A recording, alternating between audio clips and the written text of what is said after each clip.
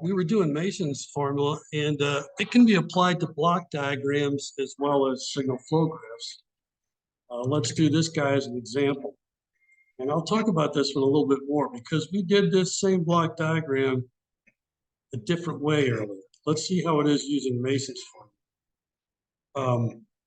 Let's look for loops. So start after some comparator somewhere and see if you can get back there. There's a loop, G1H1. Start here, go through G1, G2, and H3, minus sign there. That's a loop. And those are the only two loops. So we've got a plus G1H1 and a minus G1, G2, H3. And what about paths?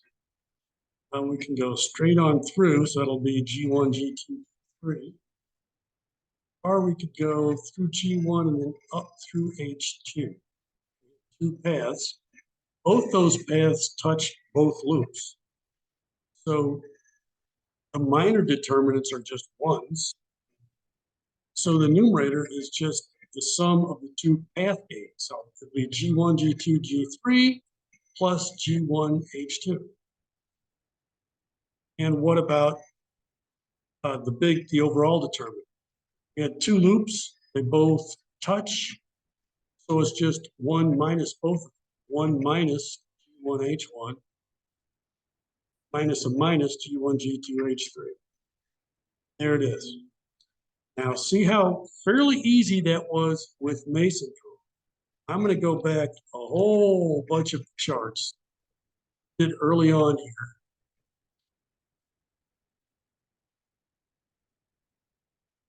Here it was. Here's the exact same starting point. But before we did it by block diagram manipulation, which was in effect another way to do block diagram algebra. And look how much it took. We had to keep modifying one at a time. First, we changed this inner loop using its feedback standard feedback loop transfer function. Then move things again. We had to keep manipulating things. Look how many times we had to redraw that diagram. Finally get it here. We can finally use some final simplifying algebra. That was kind of a pain, and that's why you might want to use Mason's rule. Formula. There it is again. So we can do it to block diagrams. Now, let's get into one of the nuances of Mason's formula. That's some loops are hard to find. Let's see if I can do this one even quickly. Let's see if we can find all the loops. Well, we've got this guy here, right? G1 minus H1. This little bigger one here, G1, G2 minus H2. Okay. Starting at Y3, we've got G2, G3 minus H3. Okay. I've got three so far. I start at Y2 and go up this way. 4 minus H3 minus H1. That's a loop. I only hit this guy once. I didn't touch any node twice. Let's see, do I have any others? Start at Y3, go here, down through minus H2, up through P4, back through minus H3. I only touched each node once, so I could do that. Is that the same one? Let's see if we've got them all. This little guy here, there we go.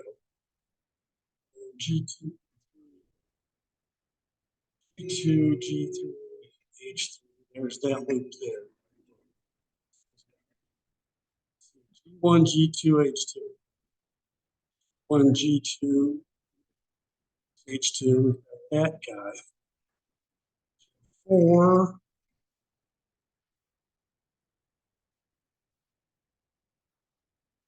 minus H3 minus H1. That guy. What do we say?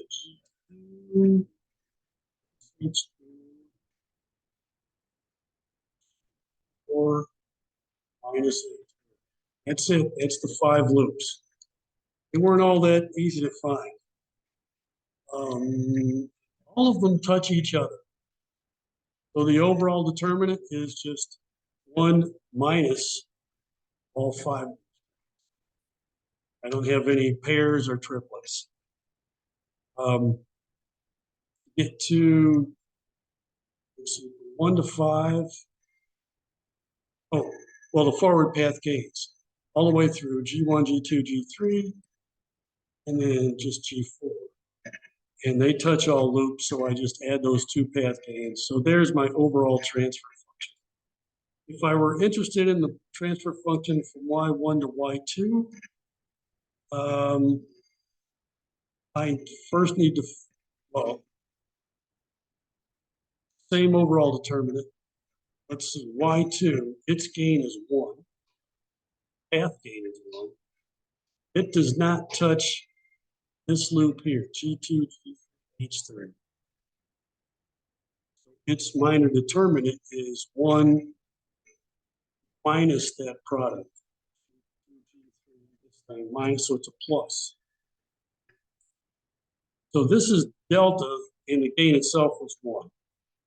That's the numerator. Now, if I'm interested from Y2 to Y5 instead of Y1 to Y5, I ratio the numerators. This numerator, excuse me, what?